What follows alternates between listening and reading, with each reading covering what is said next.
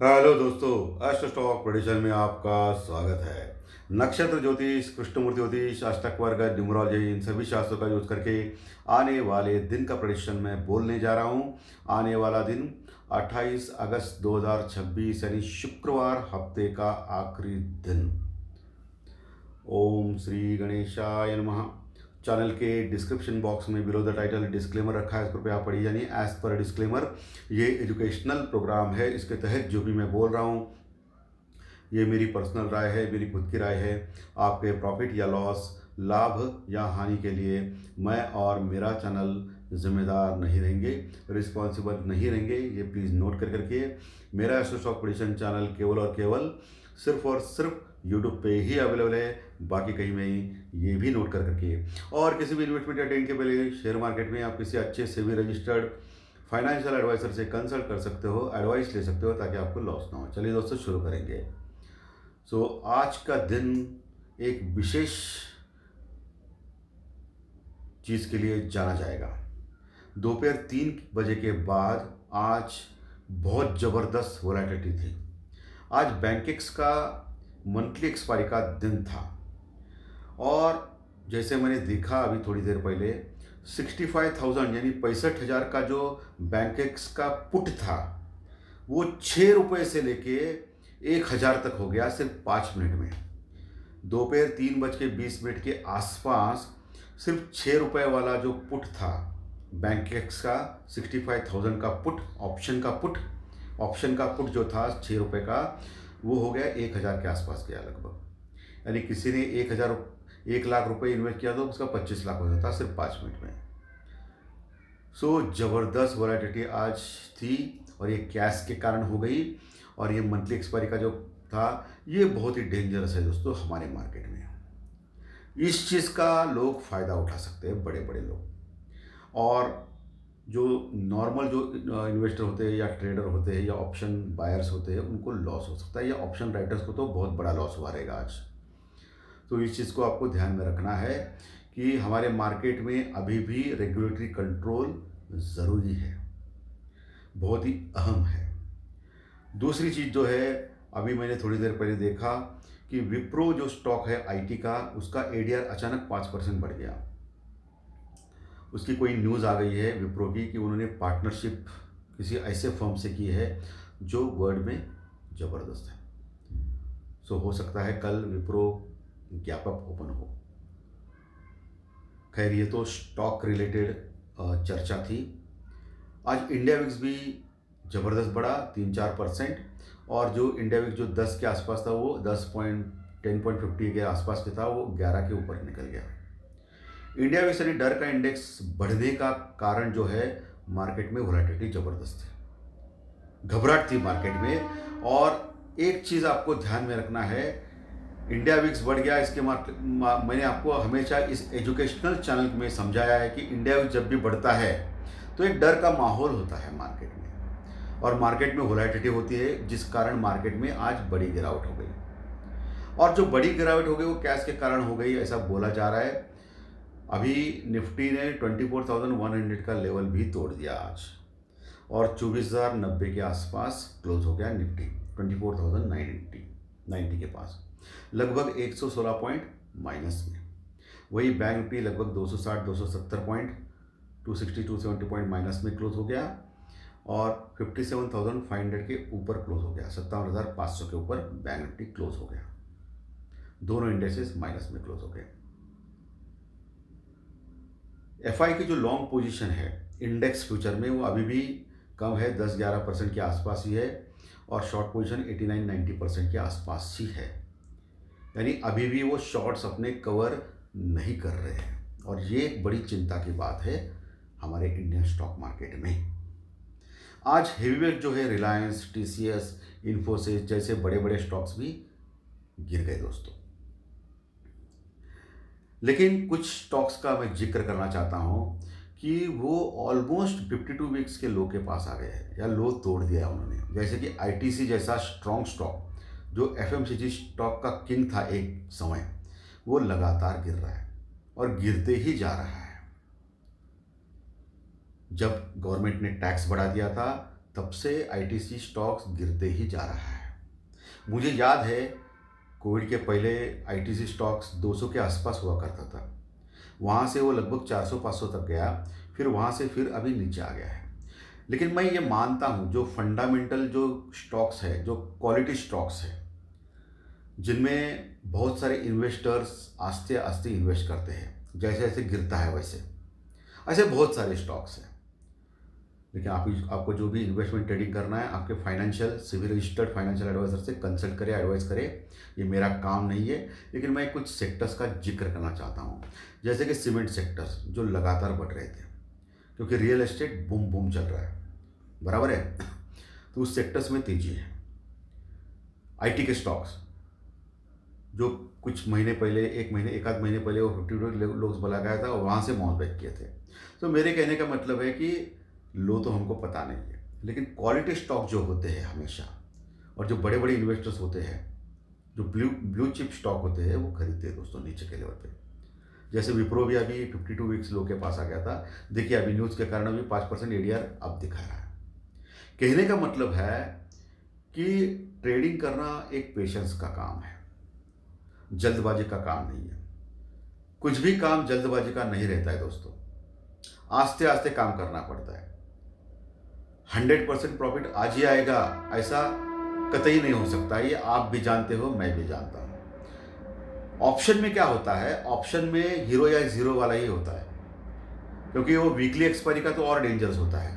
Option buyers के लिए मैं बोल रहा हूँ।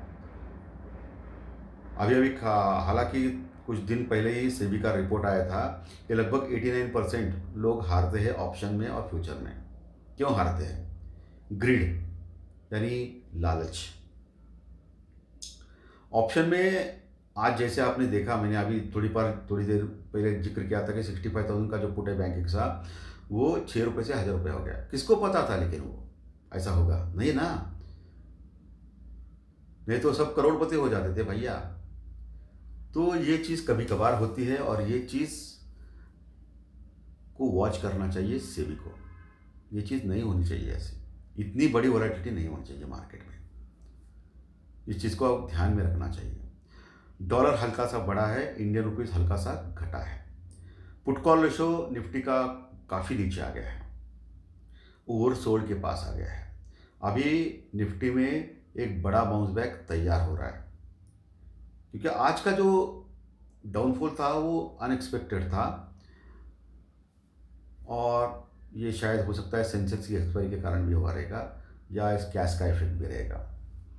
So put call ratio heavily नीचे आ गया है निफ्टी का 0.6070 के आसपास। तो वहाँ से अभी बाउंस बैक आ सकता है निफ्टी में कल के लिए, लेकिन वो टिकता है या नहीं वो हम लोग आगे बात करेंगे। ये टेक्निकली मुझे बोलना ज़रूरी था, इसलिए मैंने बोल दिया। ब्रेंट क्रूड ऑयल $88 के आसपास फिर से आ गया है, बढ़ रहा है 85 से 88। ये भी एक चिंता का विषय रहेगा हमारे लिए, क्योंकि हम लोग क्या है, लार्जेस्ट इंपोर्टर है, यानी हमको ज़्यादा तेल लगता है भाई। क्यों तेल लगता है? क्योंकि हमारी जनसंख्या ज़्यादा है, पूरे वर्ल्ड में हम लोग नंबर 1 है, इस विषय में हम लोग नंबर 1 है। तो हमको ज़्यादा डॉलर दे के लेना पड़ता है तेल।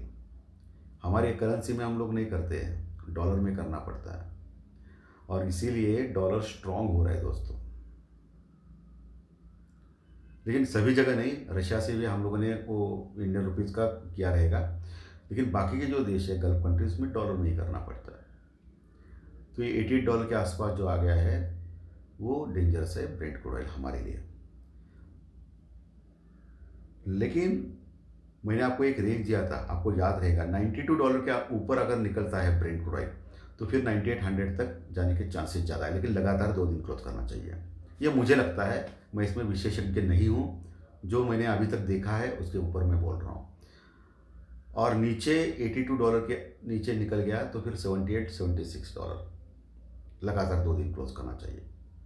ये एक मैंने एक मोटा मोटी रेंज निकाला है पिछले कई महीनों का अभ्यास करके ब्रेंट क्रूड ऑयल में।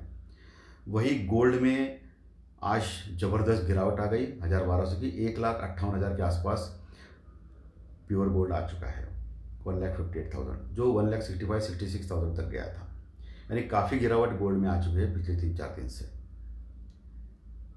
तो एक मैंने आपको एक चीज़ बोली थी गोल्ड के बारे में भी, आप जो लोग रेगुलर देखते हैं मेरा चैनल उनको पता रहेगा कि 1,68,000 1,68,000 के ऊपर अगर निकलता है गोल्ड और लगातार 2 दिन ऊपर क्लोज करता है तो फिर ब्रेकआउट मिल सकता है और ऊपर जा सकता है और ज़्यादा 1,80,000 के आसपास तक। उसके नीचे फिर यही रेंज रहेगा 1,40,000 नीचे और ऊपर 1,68,000 यानी 28,000 के आसपास। ये 28,000 की जो रेंज है, ये पिछले कई महीनों का अभ्यास करके मैंने ये भी रेंज निकाली है। ये एजुकेशनल चैनल है, इसके लिए मैं हमेशा ये चीज़ें आपको बोलता रहता हूँ, लेकिन ये ऐसा ही होगा ऐसी कतई गारंटी मैं नहीं दे सकता हूँ, क्योंकि कोई भी चीज़ दुनिया में हमेशा 100% नहीं हो सकती है, कुछ चीज़ों को छोड़कर। टेक्निकल डाटा हो या ज्योतिष शास्त्र प्रेडिक्शन हो, ये दिशा दिखाता है आपको, ट्रेडिंग में हेल्प देता है, लेकिन ये हमेशा 100% सही हो सकता है ऐसी कतई गारंटी कोई नहीं दे सकता है। अगर कोई न्यूज़ आ गई बड़ी अच्छी या बुरी, तो लेवल्स रहते हैं सपोर्ट रेजिस्टेंस के, वो ध्वस्त हो जाते हैं। उस समय कोई टेक्निकल काम नहीं आता है, उस समय हम लोग नहीं बोल सकते यहाँ सपोर्ट लेगा निफ्टी, उसके नीचे भी जा सकता है, सर्किट भी लग सकता है, वैसे ही ऊपर भी जा सकता है अगर कोई अच्छी न्यूज़ आ गई तो।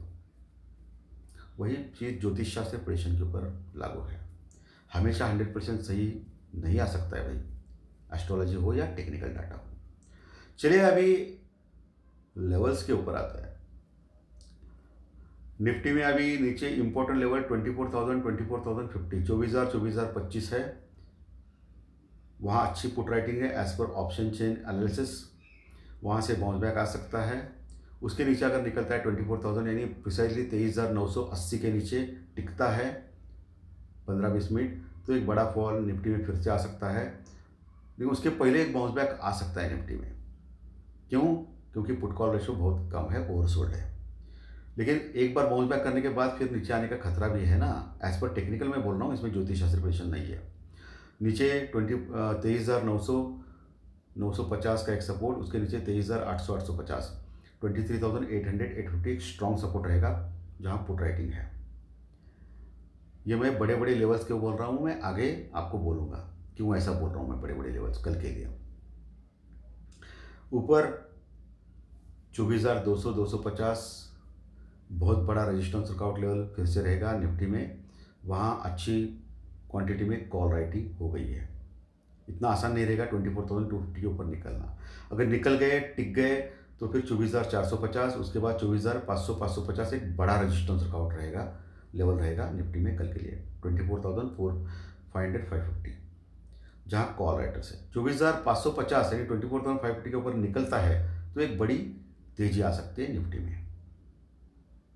लेकिन खैर अभी तो फिलहाल नहीं लग रहा है ऐसा, क्योंकि एफआई बेरिश है हमारे मार्केट के ऊपर। एफआई जब तक अपनी शॉर्ट्स कवर नहीं करता है तब तक मार्केट बहुत बड़े स्केल से ऊपर नहीं आ सकता, ये आप चीज़ आपको ध्यान में रखना है। बैंक निफ्टी 57,500 इंपॉर्टेंट सपोर्ट के पास ही क्लोज हो गया है, नीचे 57,200 57,000 यानी 57,200 का इंपॉर्टेंट सपोर्ट है। 57,000 के नीचे नहीं जाना चाहिए, अगर नीचे गया टिक गया तो बड़ी गिरावट बैंक निफ्टी में निश्चित है, ऐसा मुझे लग रहा है। और ऊपर 58,000 58,200 58,000 58,200 ये बड़ा रेजिस्टेंस वर्कआउट लेवल रहेगा कल के लिए बैंक निफ्टी में। उसके ऊपर निकलता है तो बड़ी तेजी 58,500 500 600 तक हो सकती है, लेकिन वहाँ फिर से रेजिस्टेंस वर्कआउट है, मल्टी मंथ का रेजिस्टेंस वर्कआउट लेवल है बैंक निफ्टी का 58,500 600, उसके ऊपर नहीं निकल रहा है पिछले कई महीनों से। चलिए अभी ज्योतिष शास्त्र प्रेडिक्शन के ऊपर आते हैं, जो मैं नक्षत्र ज्योतिष कृष्ण ज्योतिष अष्टक वर्ग न्यूमरोलॉजी के ऊपर बोलता हूँ। सर्वप्रथम न्यूमरोलॉजी, कल 28 तारीख ये सूर्यदेव का अंक है और कल शुक्रवार है, शुक्रदेव का दिन, तो एज पर न्यूमरोलॉजी तो ठीक ठाक नहीं लग रहा है भैया। चलिए अभी नक्षत्र ज्योतिष कृष्ण ज्योतिष अष्टक वर्ग के अनुसार देखेंगे। कल चंद्रमा कुंभ राशि में रहेंगे, शनिदेव के राशि में रहेंगे और राहु देव के साथ रहेंगे। चंद्र और राहु की युति रहेगी कल भैया, बहुत ही इंपॉर्टेंट युति है ये मार्केट के लिए। और कल राहु का नक्षत्र रहेगा शतभिषा नक्षत्र, यानी चंद्र राहु की युति और राहु का नक्षत्र। सो कल बड़ा मूवमेंट आ सकता है मार्केट में भैया, बड़ा मूवमेंट आ सकता है, कुछ बड़ा हो सकता है। सो नक्षत्र लॉर्ड, उसके योग नक्षत्र सब lord as per KP chart, Krishnamurti पद्धत ज्योतिष, अष्टक वर्ग के पॉइंट काफ़ी अच्छे आ रहे हैं। ये एक अच्छी बात है। तो सब कुछ चेक करने के बाद मुझे लग रहा है कि इंपॉर्टेंट सपोर्ट और इंपॉर्टेंट रेजिस्टेंस रुकावट लेवल आपको ध्यान में रखना है। कल बड़े मूवमेंट्स हो सकते हैं मार्केट में, उसका यूज़ करके आपको फ़ायदा लेना है। कल ऑप्शन राइटर्स को बहुत ही संभल के काम करना है, मैं क्लियरली बोल रहा हूँ, उनको लॉस हो सकता है। और ऑप्शन बायर्स कल अगर इम्पोर्टेंट स्ट्राइक प्राइस का अगर वो लोग हेजिंग कर सकते हैं, जो भी आपका फाइनेंशियल एडवाइज़र आपको सजेस्ट करेगा, तो आपको प्रॉफिट मिलने के चांसेस बढ़ सकते हैं कल के दिन। ये चीज़ आपको ध्यान में रखना है। और कल सुबह और दोपहर ये 2 एस्ट्रोलॉजिकल टाइम है, उस समय मार्केट में ट्रेंड चेंज हो सकता है। इस चीज़ को आपको ध्यान में रखना है, या ट्रेंड के साथ उस टाइम पे जो भी ट्रेंड रहेगा उस चीज़ को आपको फॉलो करना है। चलिए अभी चंद्र राशि या लगन राशि के अनुसार आपका कल का दिन कैसा जा सकता है इसके बारे में डिस्कस करेंगे। दोस्तों, मेष राशि वालों को खराब जा सकता है, वृषभ मिथुन को अच्छा जा सकता है, कर्क सिंह को खराब जा सकता है, कन्या तुला को अच्छा जा सकता है, वृश्चिक राशि वालों को खराब जा सकता है, धनु राशि वालों को मिक्स जा सकता है, मकर कुंभ को अच्छा जा सकता है और मीन राशि वालों को मिक्स जा सकता है। चलिए अभी एज पर न्यूमरोलॉजी यानी अंकशास्त्र के अनुसार, यानी आपकी डेट ऑफ बर्थ के अनुसार क्या हो सकता है। जिनकी डेट ऑफ बर्थ 1 तारीख, 10 तारीख, 19 तारीख या 28 तारीख है, उनको कल का दिन अच्छा जा सकता है। 2, 11, 20, 29 डेट वालों को भी अच्छा जा सकता है। 3, 12, 21, 30 डेट वालों को कल का दिन अच्छा जा सकता है। 4, 13, 22, 31 डेट वालों को भी अच्छा जा सकता है। 5, 14, 23 डेट वालों को भी अच्छा जा सकता है। 6, 15, 24 डेट वालों को खराब जा सकता है। 7, 16, 25 डेट वालों को भी खराब जा सकता है। 8, 17, 26 डेट वालों को भी खराब जा सकता है। और जिनकी डेट ऑफ बर्थ 9 तारीख, 18 तारीख या 27 तारीख है, उनको अच्छा जा सकता है। अच्छे रिजल्ट के लिए चंद्र राशि के रिजल्ट और डेट ऑफ बर्थ के रिजल्ट एक साथ लेके आइए। दोनों अच्छा होता है अच्छा, दोनों खराब होता है खराब, एक अच्छा है खराब होता है मिक्स जा सकता है, जाने वाला है। ऐसी कोई भी गारंटी इस चैनल के ऊपर नहीं दी जाती है। यह दिशादर्शक शास्त्र है, इसका यूज करके आपको आगे बढ़ना है बस। आज का विश्लेषण अच्छा लगा तो लाइक दबाइए, कमेंट बॉक्स में कमेंट लिखिए और जो नए दर्शक पहली बार चैनल देख रहे हो सब्सक्राइब का बटन जरूर दबाए, ताकि आपको आने वाले सभी वीडियोज इसी चैनल के ऊपर, सभी एस्ट्रो स्टॉक प्रेडिक्शन चैनल के ऊपर आपको देखने मिलेंगे। धन्यवाद, फिर मिलेंगे। Thank you very much, thank you.